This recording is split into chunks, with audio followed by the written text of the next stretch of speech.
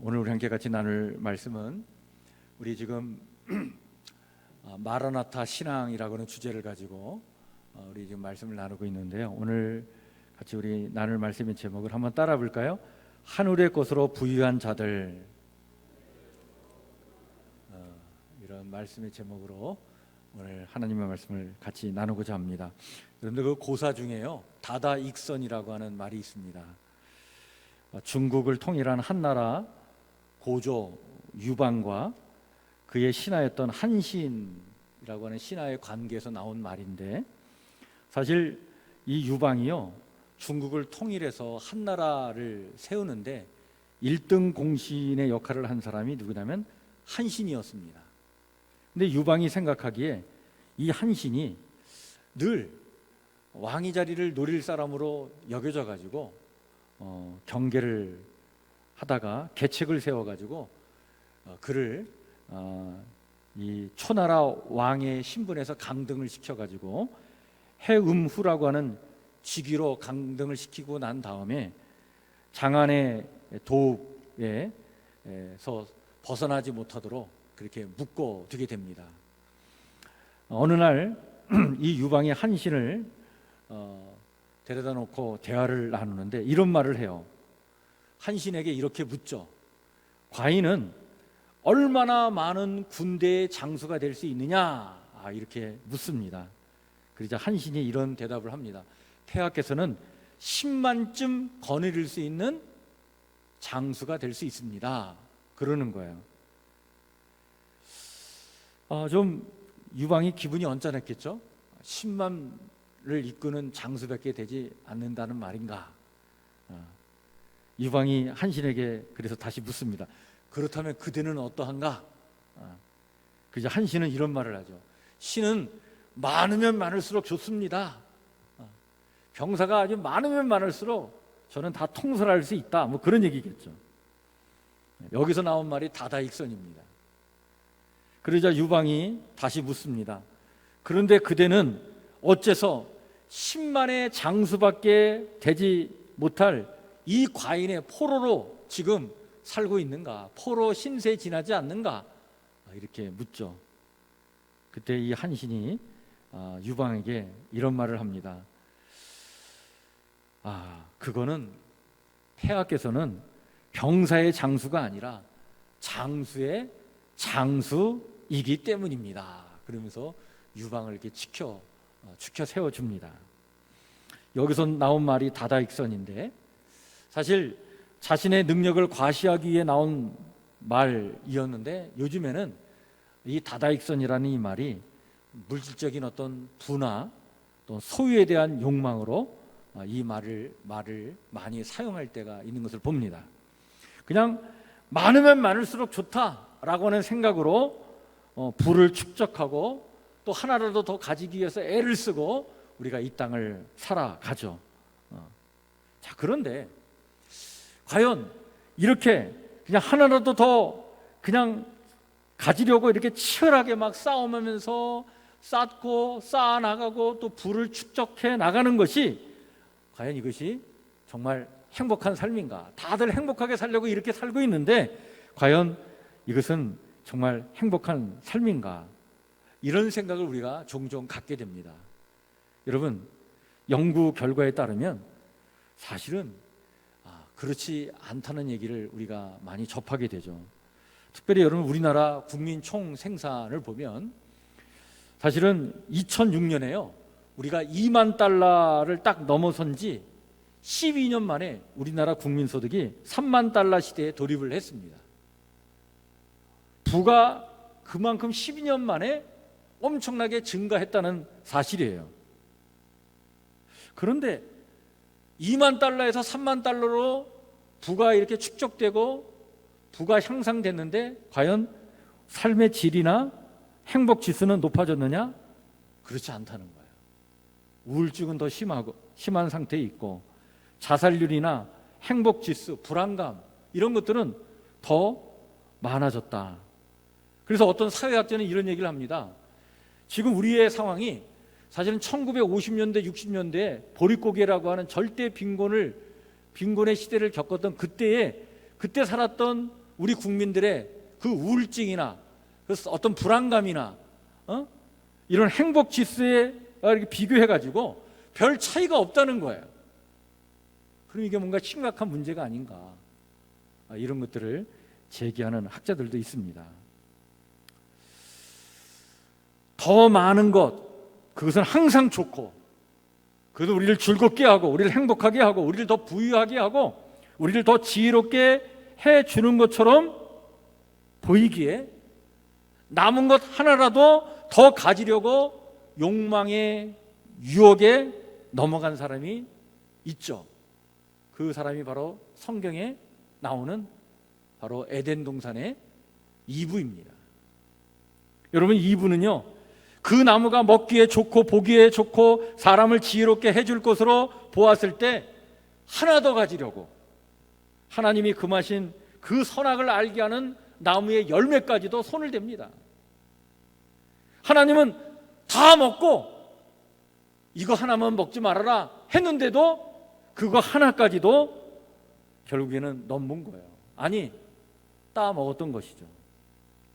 이렇게 하나라도 더 가지려고 그냥 열을 내면서 그 욕망의 노예가 돼가지고 우리가 치열하게 이 땅을 살아가는데, 그런데 그 하나라도 더 가지려고 하는 그것으로 땅의 것으로는 배부를지 모르겠지만, 그러나 정작 과연 하늘의 것으로는 우리가 배부른 삶을 살고 있는가?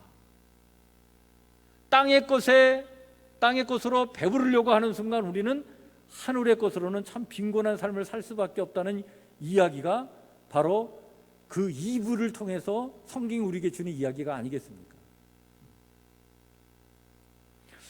우리가 지금 이제 주일마다 앞으로 12월 달까지 요한계시록 말씀을 가지고 종말의 시대에 우리는 어떻게 살아가야 될 것인가, 마라나타 신앙은 무엇을 말하는가라고 하는 주제를 가지고 이 말씀을 나누고 있는데요. 여러분, 우리가 지금 종말의 시대를 살고 있습니다. 예수님께서 이 땅에 처음 오셨을 때 이미 하나님의 나라, 구원과 그리고 심판은 이미 시작됐어요. 예수님이 이 땅에 다시 재림하시는 날 그 하나님의 나라, 그 구원과 심판은 완성될 줄 믿습니다. 이미 시작되고 그리고 완성될 이 사이가, 이게 종말의 시대예요. 우리가 지금 종말의 시대를 살고 있어요. 이 종말의 시대에 우리는 어떻게 살아가야 되는가를 주님은 요한계시록 말씀을 통해 7개 교회에 메시지를 보내면서 오늘 우리에게 말씀해 주고 있는데, 오늘 두 번째로 서문학 교회를 통해 주시는 주님의 말씀을 우리가 보게 됩니다. 여러분, 서문학 교회에 말씀하시는 예수님은 당신 자신을 이렇게 소개를 해요. 8절 말씀인데, 여러분 8절 말씀 한번 같이 읽을까요? 시작. 서문학 교회의 사자에게 편지하라. 처음이며 마지막이요 죽었다가 살아나신 이가 이르시되. 이렇게 말씀해 주십니다. 지금 서문학 교회에 편지를 보내면서 말씀하시는 주님이 어떤 분이냐? 처음이요 마지막이라는 거예요. 무슨 뜻입니까? 주님은 역사의 처음과 마지막을 주관하시는 분이신 줄 믿습니다. 역사의 처음과 마지막을 주관한다는 것은 역사 전체를 주관하시는 거죠. 이 역사 전체를 주관하시는 주님은 이것을 어떻게 우리에게 입증해 주셨습니까? 바로 죽으셨다가 살아나시는 부활의 사건으로 이것을 우리에게 입증해 주신 거예요. 주님이 죽었다가 다시 부활하셨다는 그 사건 하나만 가지고도 주님이야말로 역사를 주관하시는 분이고 처음과 끝을 주관하시는 분이시구나라고 하는 사실을 알게 됩니다. 이 말씀은 여러분, 핍박과 고난 속에 있던 서문학 교회와 성도들에게 정말 희망이 되는 말씀이에요. 주님이 지금 우리가 이렇게 고난과 역경을 당하고 있는데, 그러나 이 역사의 주관자가 노마 황제가 아니라 바로 주님이시구나. 얼마나 이 말씀을 받았을 때 위로가 되었을까. 여러분, 초대교회 성도들에게도 위로가 된 말씀일 뿐만 아니라 오늘 우리에게도 위로가 되는 말씀이죠. 여러분, 어떤 일을 만나든 두려워하지 않으시기를 주의 이름으로 간절히 축원해 드립니다. 왜냐하면 처음이요 끝이신 주님께서 우리와 함께 하시기 때문이죠. 주님께서 내 인생의 주인이 되어 주셔서 내 인생의 역사를 주관해 주실 줄 믿으시길 바랍니다. 그 주님이 오늘 나와 함께하고 계시는 거죠. 자, 그런데 이 처음이요 끝이 되시는 이 주님께서 서문학교의 성도들에게 정말 편지를 써 보내면서 말씀을 주시는데 먼저 첫 번째 칭찬을 하십니다. 뭐라고 칭찬하시냐면 이렇게 칭찬하셔요. 9절 말씀을 보시길 바랍니다. 우리 9절 말씀 한번 같이 읽겠습니다. 시작. 내가 내 환난과 궁핍을 알거니와 실상은 내가 부유한 자니라. 자칭 유대인이라 하는 자들의 비방도 알거니와 실상은 유대인이 아니요 사탄의 회당이라. 여러분, 여기 서머나 지역이 어디냐면 지금의 터키에 가면 바로 이 서쪽에 있는 이 도시가 서머나라고 하는 도시인데, 이쪽 지역도요 로마 황제 숭배가 아주 강요되던 지역이었습니다. 근데 이때 당시에 로마 황제의 명을 받아가지고 로마 황제를 숭배하는 그 신전에 가서 로마 황제를 숭배하지 않으면 당시에 정치, 사회, 경제적인 모든 면에서 불이익을 당하던 시대였어요. 근데 이 서머나 지역의 성도들은 로마 황제를 거부하고 믿음을 지키기 위해서 그 정치, 사회, 경제적인 이득을 포기하는 그 길을 선택했어요.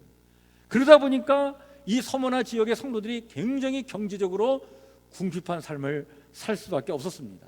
뿐만 아니라 유대인들로부터도 핍박을 받았는데 유대인들이 교회 성도들을 막 비방하고 모욕하는 말을 하면서 이 서머나 지역의 성도들을 궁지로 몰아넣었어요. 이 사실을 언급하면서 주님은 이 유대인들 뒤에 누가 있느냐? 바로 사탄이 바로 있고 이 유대인들이 모이는 회당은 바로 사탄의 회당이다라고까지 지금 이렇게 말씀해주고 있는 것입니다. 이렇게 황제 숭배를 거부한 것으로 인하여 가해지는 경제적 타격으로 궁핍한 삶을 살 수밖에 없었고, 또 유대인들의 비방과 모욕적인 발언들로 인해서 환난 가운데 있었지만, 근데 주님은 이런 어려움 가운데 있는 이 서문학교의 성도들에게 뭐라고 칭찬하시냐면 너희들이야말로 참으로 부유한 자들이다, 이렇게 칭찬을 해주십니다. 왜 그랬을까요? 그렇습니다. 이들은요, 바로 이 서문학교의 성도들은 이 세상의 풍요 대신 하나님의 영원한 축복을 얻은 자들이었기 때문인 것이죠.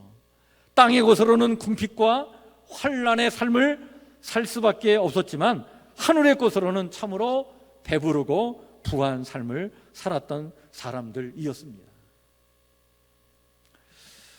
여러분, 오늘 우리가 추수감사 주일로 예배를 드리는데 첫 번 추수감사 주일 예배를 드렸던 믿음의 사람들이 바로 이랬습니다. 그들은 궁핍과 환난 가운데서도 그러나 참으로 부유한 자들이었어요.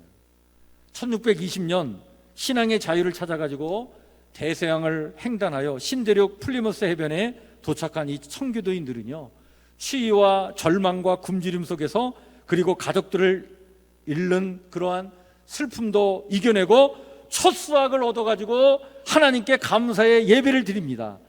이때 처음 드렸던 이 추수감사 주일 예배는 여러분 풍성해서 드린 감사가 아니었어요.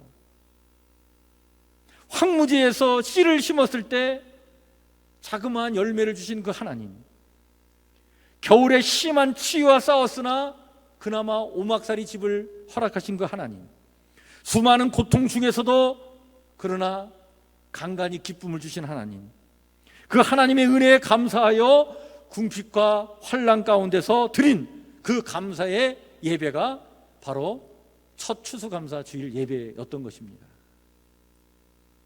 현실은 여전히 척박한 땅이요 결코 만족할 수 없는 상황이지만 하늘의 것으로 참으로 배부른 감사 예배를 드렸던 것이 바로 첫 추수감사 주일 예배였던 것이죠. 오늘 우리 추수감사 주일 예배를 드린 우리 성북교회 성도들, 또 이 자리에 모인 우리 성도들 또한 하늘의 것으로 부유한 자들이 되시기를 주의 이름으로 간절히 축원해 드립니다. 근데 왜 여러분들 주님께서 지금 이 서문학교회를 이렇게 칭찬하고 계실까요? 이유가 있어요. 그래서 바로 뭐냐면, 여러분 종말의 시대의 특징이 바로 뭐냐? 바로 이것이라는 거예요. 뭡니까? 종말 시대에 오늘 이 종말의 시대를 우리가 살고 있는데, 이 종말의 시대의 특징 중에 하나가 바로 뭐냐면, 땅의 것으로는 부유하되 하늘의 것으로는 참으로 빈곤한 세상이 오늘 우리가 살고 있는 이 종말의 시대라고 하는 사실입니다. 이런 세상을 거슬러 살았던 서문학교의 성도들을 본받으라고 오늘 이 요한계시록 2장 말씀을 통해 오늘 우리를 일깨워 주시는 것이죠. 다다익선, 쌓고 쌓는 축적을 통해 만족과 안전, 행복을 얻으려고 하는 것처럼, 여러분, 그런 거짓된 신화가 오늘 우리의 시대를 지배하고 있는 지배 문화입니다. 그러나 축적은 집착을 수반하고요, 그 집착은 우리네 삶을 참으로 비참하게 만들 때가 너무나 많죠. 이것을 여러분 그리스 신화에 보면 마이더스 왕이라고 하는 그 신화 속 인물이 우리에게 그 사실을 알려주죠. 그리스 신화의 마이더스 왕은요, 더 많은 금을 갖기를 원했어요. 그래서 신들이 이 마이더스의 소망을 들어주기로 했는데, 그래서 어떻게 했냐면 그가 만지는 모든 것들을 다 뭘로 다 변화시켜 줬습니까? 금이 되게 한 거예요. 그게 만지는 것마다 다 금이 되는 거예요. 그러니 얼마나 많은 금을 쌓고 또 쌓아놓고 살아가겠습니까? 아마 이 마이다스 왕이 이러한 어떤 능력을 부여받았을 때 얼마나 기뻤을까. 근데 이 기쁨이요, 하루도 못 가요. 왜냐하면 그날 저녁 그는 식사를 하려고 하는 순간 음식을 딱 만지는데 그게 뭘로 바뀌는 거예요? 금으로 바뀌어버리는 거예요. 그는 그 순간 이 욕망이 얼마나 헛되고 잘못된 것인지를 깨달아 알게 되죠. 여러분, 그 그래프 중에 성취곡선이라고 하는 그래프가 있습니다. 이게 참 중요한 그 그래프인데요, 한 사람이 살아가면서 물질의 소유가 점점 더해짐에 따라 비례해서 어떤 성취감이나 행복도 역시 상승할 것이라고 생각해서 그려지는 곡선인데, 이 성취 곡선입니다. 근데 실제로 연구를 해보고 그래서 이 곡선을 그려보니까 놀라운 결과를 얻게 되었어요. 그것은 바로 뭐냐면, 실제 연구를 통해 밝혀지는 것은요, 어느 정도는 비례해서 소유 지수가 높으면 행복 지수가 높아져 간다는 것이 이게 사실로 드러났지만, 그런데 이것이 지속적으로 소유에 집착하게 되면 어떻게 되느냐, 결국은 이 곡선이 납작해지다가 나중에는요, 어느 정도 시간이 지나면 그것이 다시 밑으로 내려가게 된다는 거예요.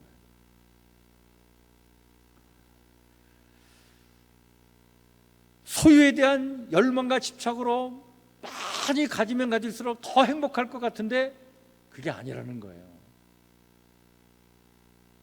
오히려 행복감은 더 떨어진다는 것이죠. 왜냐하면 그 물건을 소유하느라, 그 소유를 만족시키느라 너무 많은 일을 하고 또 너무 많은 시간을 써야 하기 때문에 불행감을 느끼게 된다는 것이죠. 따라서 여러분, 우리가 여행도 가끔 가야 여행이 참 재밌어요. 근데 여행을 여러분들 매일 간다고 생각해 보세요. 이건 그거 정말 행복하지 않은 거예요. 곤욕스러운 거죠. 인간의 행복에는요 4차원이 있다고 합니다. 여러분, 1차원의 행복은 뭡니까? 물리적 기쁨에 의한 행복이죠. 맛있는 커피 한 잔을 즐기거나 유행하는 옷이나 소유하고 싶은 차나 집을 구매했을 때 얻는 행복이 있습니다.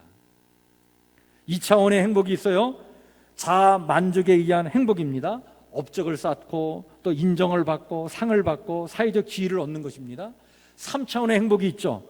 그것은 내 자아를 뛰어넘어 뭔가 어떤 선을 추구하는 데서 오는 행복입니다.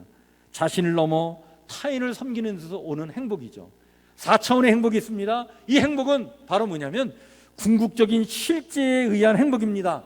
어떤 초자연적인, 초월적인 어떤 존재나 어떤 궁극적인 의미를 가진 그런 가치와 그 존재와 내가 연합되는 데서 오는 행복이에요.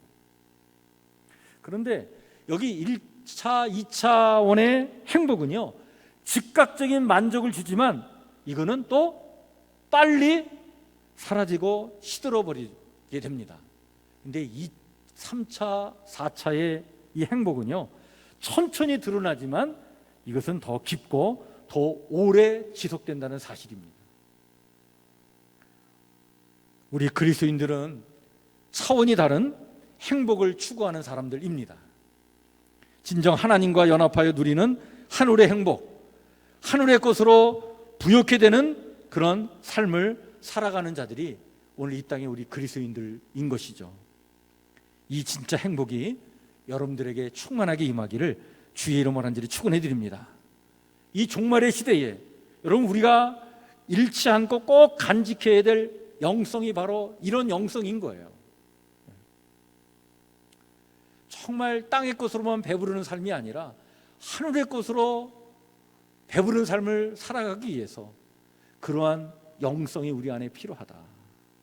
여러분, 우리가 우상 숭배라고 할 때, 여러분, 우상 숭배는요, 땅의 것으로 배부르게 살며 하늘의 것으로는 빈곤하게 살도록 상대적 가치를 지닌 것에 절대적 가치를 부여하는 것, 이게 우상 숭배예요. 근데 오늘 우리가 살고 있는 이 시대는요, 이런 상대적 가치를 지닌 것에 절대적 가치를 부여하도록 만드는 그런 신념들이 지금 우리 안에 가득한 세상을 우리가 살고 있어요. 나도 모르는 사이에 내가 우상에 빠져서 우상을 숭배하는 일들이 얼마나 많은지 몰라요. 이 종말의 시대에 땅의 것을 갖지 못해 나타나는 그런 결핍 증후군으로 시달려서 충분히 가지지 못한 그런 박탈감으로 인하여 무엇이든지 집 안으로 끌어다 놓아서 집을 쓰레기장으로 만들어 놓는 저장 강박증에 시달리는 사람처럼 되어가지고 그냥 쓸모없는 잡동사니를 우리의 마음과 심령과 영에 끌어다 놓는 우상 숭배자가 되지 않기를 위해서 우리는 기도해야 합니다. 주님은 그런 의미에서 칭찬과 아울러서 서문학교회를 향해 이런 권면의 말씀을 주시는데, 어떤 권면의 말씀이냐면, 끝까지 하늘의 것으로 부유한 삶을 살기 위해서는 어떻게 살아야 되냐면 문화를 거슬러 살아야 되는데, 그것은 고난의 길을 가는 것이다. 그렇지만 그런 고난받는 것을 두려워하지 말라고 오늘 10절에 이런 말씀을 주십니다. 너는 장차 받을 고난을 두려워하지 말라. 그렇습니다. 여러분, 이 시대를 지배하는 이 지배 문화, 또 이 종말의 시대를 지배하는 어떤 이 세상의 가치, 이런 것들을 거슬러 산다는 것은요, 사실은 고난의 길을 가는 거예요. 그러나 우리 성도의 삶은 그런 고난을 불편함과 낯섦과 또한 그런 어떤 고통들을 두려워할 것이 아니라 오히려 그런 어려움 속에서도 더욱 옹골찬 그런 하나님의 백성으로 단단해져야 될 줄 믿습니다. 그래서 주님은 더욱더 적극적으로 서문학교의 성도들을 통해 이 말씀을 주십니다. 그게 바로 그 다음 말씀이에요. 10절 말씀인데 너무나 중요한 말씀입니다. 우리 한번 같이 읽을까요? 시작. 볼지어다 마귀가 장차 너희 가운데서 몇 사람을 옥에 던져 시험을 받게 하리니 너희가 10일 동안 환난을 받으리라. 내가 죽도록 충성하라. 장차 사탄이 서문학교의 성도들에게 고난을 주어가지고 몇 사람이 옥에 갇히게 될 것이지만 10일 동안만 환난을 당하게 될 것이라고 말씀해 주십니다. 아마 이 서문학교의 성도들이 그때 당시 이 어려움을 겪을 때는 로마 황제가 지배하던 세상이고 로마 황제를 숭배해야 먹고 살 수 있는 세상인데, 그걸 거부하고 산다는 건 고난의 길을 가는 거예요. 그걸 거부했더니 박해가 임하고 핍박이 임해서 이 서문학교의 성도들이 환난 가운데 놓여지게 될 텐데, 그런데 이 환난이 10일 동안 만의 환난이라는 거예요. 무슨 말입니까? 여러분, 여기서 얘기하는 10일은요 바로 우리가 다니엘서에 다니엘과 세 친구의 이야기를 통해서 이 말씀을 해석해야 이 말씀의 의미를 우리가 더 제대로 깨달아 알 수가 있어요. 여러분, 다니엘과 세 친구가 바벨론의 포로로 끌려가죠. 끌려가지고 거기서 궁중 생활을 하게 되는데, 거기서 우상에게 제물로 바쳤던 그런 고기를 먹게 하는데 그 고기를 거부하잖아요. 그들은 채소를 먹겠다고 합니다. 그래서 테스트를 거치는데 며칠 동안 테스트를 하죠. 열흘간 테스트를 해요. 열흘간 그렇게 해본 결과 어떤 일이 일어나느냐, 우상의 제물을 먹지 않은 우상의 제물을 먹은 사람보다 먹지 않은 이 다니엘과 세 친구가 더 건강한 모습을 갖게 된 거예요. 열흘 만에 그 시험을 통과하여 승리를 얻게 되는 이야기가 다니엘의 서에 나오는 이야기죠. 그 이야기를 지금 오늘 얘기하면서 지금 너희가 이 땅에서 겪는 이 시련과 역경이 바로 잠시 동안의 이 기간에 이어지는 시련이다. 그걸 이겨내야 된다는 거예요. 누구처럼? 다니엘과 그의 세 친구처럼 그 순수한 신앙을 가지고 그 믿음으로 이것을 이겨나가야 된다. 따라서 이런 시련과 역경 속에서도 어떻게 하라고요? 죽도록 뭐 하라고? 충성하라. 죽도록 충성해야 땅의 것으로 배를 채우려고 하는 이 종말의 시대에 우리는 하늘의 것으로 진정 배부른 삶을 살아갈 수 있다. 그러면서 죽도록 충성할 때 주어지는 하나님의 축복, 그 약속의 말씀을 주시는데 10절에 이 말씀을 주시죠. 그리하면 내가 생명의 관을 내게 주리라. 그리고 11절에 또 이렇게 약속해 주십니다. 귀 있는 자는 성령이 교회들에게 하시는 말씀을 들을지어다. 이기는 자는 둘째 사망의 해를 받지 아니하리라. 신실하게 충성하면 생명의 멸관을 얻게 될 뿐만 아니라 둘째 사망의 해에 들어가지 않는다는 거예요. 여러분, 둘째 사망이라는 것은 두 번째 죽음을 얘기하는데, 첫 번째 죽음은 우리 모두가 다 경험하는 거예요. 이 땅을 떠날 때 우리에게 다 첫 번째 죽음을 맞이하죠. 그 두 번째 죽음은 뭡니까? 그것은 바로 영원한 생명을 얻지 못하는, 그래서 영원한 형벌을 받는 것을 이야기합니다. 신실하게 믿음을 지켜 끝까지 이기는 자, 영원한 생명을 얻어서 하나님 나라에서 영원한 안식과 평안을 누리게 될 것이라고 하는 약속의 말씀인 것이죠. 자, 여러분, 여기 우리가 이 주님께서 서문학교회 성도들에게 주신 이 말씀 중에 죽도록 충성하라라고 하는 이 말씀을 우리는 주목을 해야 합니다. 여러분, 우리가 하늘의 것으로 배부른 삶을 살아내기 위해서는요, 충성하는 것이 오늘 우리에게 필요한 거예요. 또한 종말의 시대에 또 하나의 특징이 뭐냐? 그것은 바로 뭐냐면 충성심, 이 신실함, 이 헌신이 사라지는 시대가 종말의 시대라고 하는 이야기인 것이죠.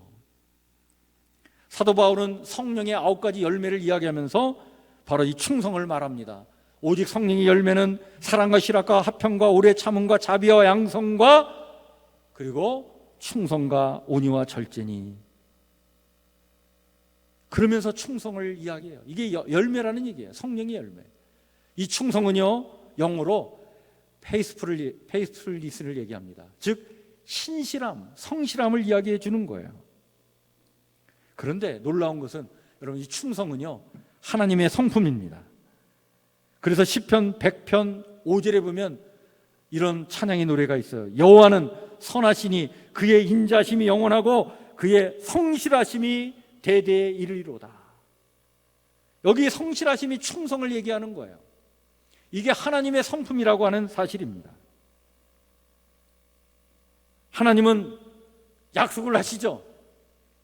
그런데 하나님은 반드시 당신이 약속하신 것을 반드시 지키시는 하나님이십니다. 그래서 하나님은 성실하신 하나님이셔요. 신실하신 하나님이십니다. 이게 하나님의 충성입니다. 여러분, 우리가 성경을 통해 알게 되는 놀라운 사실 하나가 있는데, 하나님은 언제나 당신이 사랑하시는 당신의 사람들에게 당신을 묶어두기를 원하신다는 거예요. 이게 놀라운 하나님의 사랑이에요.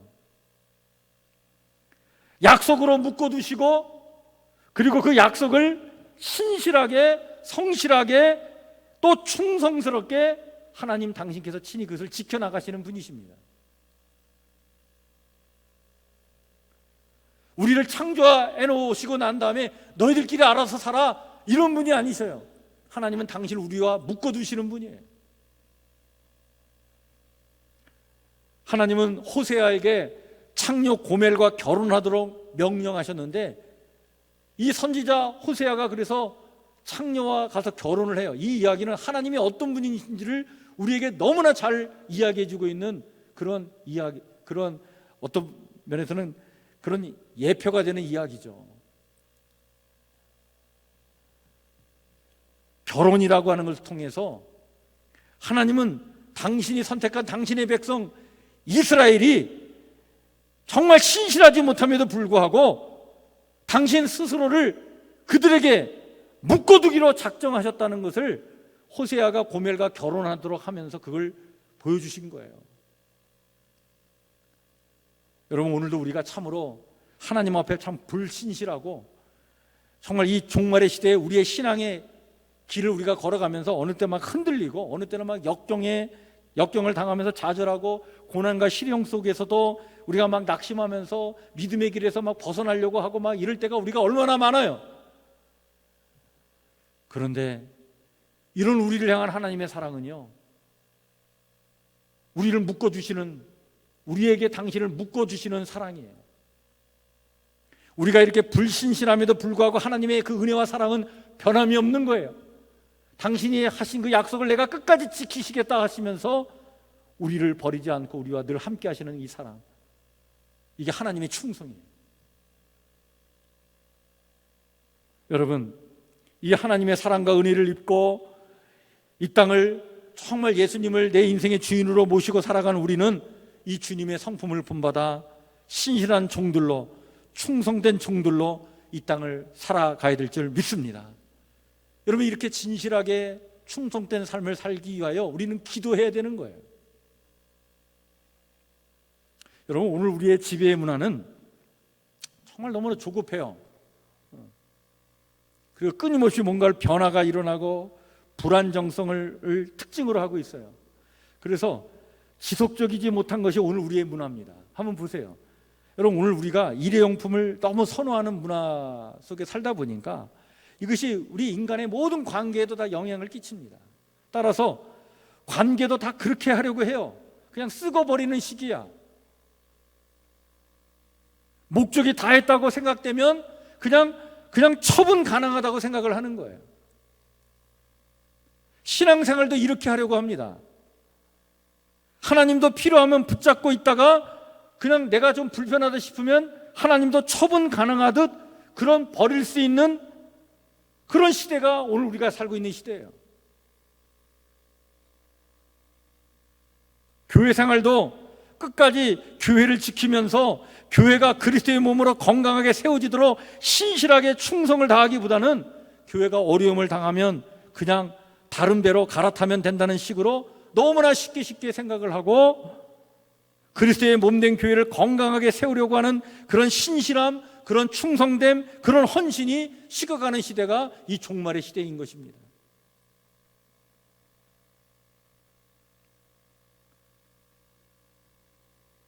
반면에 자기 숭배에 대해서는 너무나 열중하는 문화 속에 우리가 살아가요. 자기 자신에 대해서는 너무나 충실하고 자기 자신에 대해서는 너무 신실하고 너무 자기 자신에 대해서는 충성하는 세상이에요. 그러다 보니까 나만 생각해요. 약속? 무슨 약속을 합니까? 약속하는 것 자체를 부담스러워해요. 관계를 맺고 약속을 하고 그 약속을 지키는 것, 거기에 얽매이기 싫어합니다. 그러니까 결혼들을 잘 안 해요, 이제는.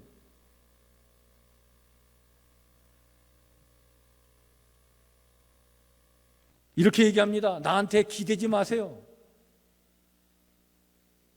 이렇게 외치고 살아갑니다. 여러분, 이 말이 자립성과 자율성을 추구하는 것처럼 보이지만 이면에 신실함과 충성을 용납하지 않는 오늘 우리의 문화를 이야기해주고 있는 그런 구호죠.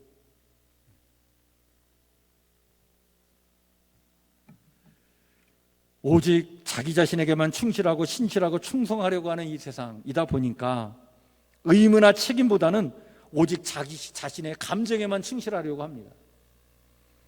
그래서 감정대로 살아가요. 예배 드리고 싶지 않으면 그냥 의무감으로 교회에 가는 것보다는 그냥 집에 있는 게 낫지, 이렇게 생각합니다.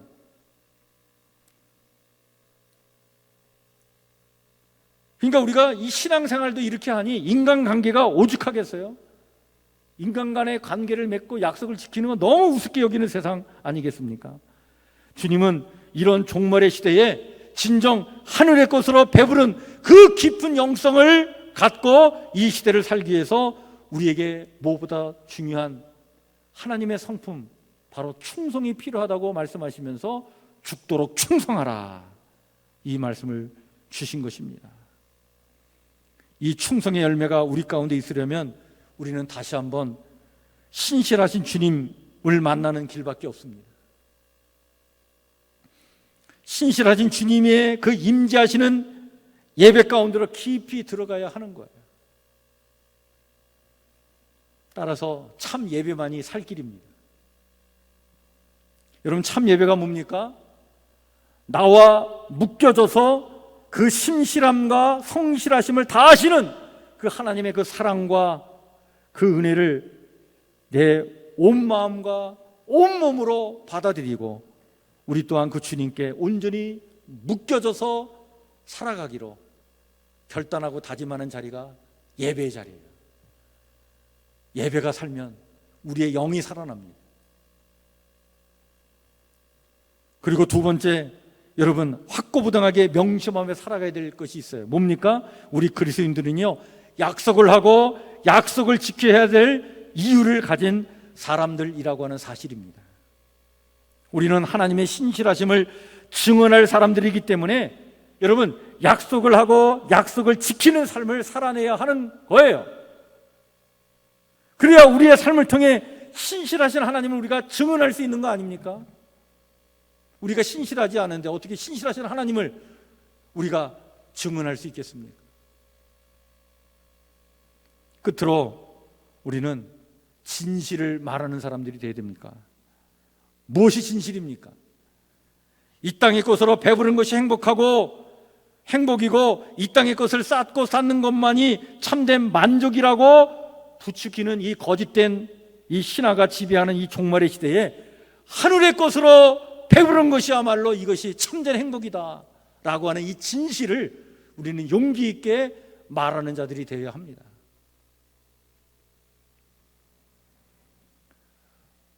오늘 나는 이 고난과 어려움 속에서도 끝까지 하나님을 향한 신실한 믿음을 붙잡고 있는가? 땅의 부유함을 위해서는 정신없이 살지만 정작 하늘의 부요를 위해서는 어떻게 살고 있는가? 여러분, 오늘 이 추수감사 주일에 우리 자신을 깊이 살펴야 될 줄 믿습니다. 예수님은 환난과 궁핍한 중에 있는 서머나 교회를 오히려 부유한 교회라고 칭찬해 주셨습니다. 그들은 땅의 것으로는 가난했지만 하늘로는 참 부유한 자들이었습니다. 우리는 이들의 믿음의 후예들입니다. 주님은 우리에게 이 믿음에 있어 끝까지 이기는 자들이 되기 위하여 죽도록 충성하라고 말씀해 주십니다. 그리고 약속하십니다. 충성하는 자들에게 생명의 면류관이 있을 것이다. 성북교회 성도 모두가 죽도록 충성하여 생명의 면류관을 얻는 신실한 주의 백성들 모두가 되시기를 주의 이름으로 간절히 축원해 드립니다. 기도하겠습니다.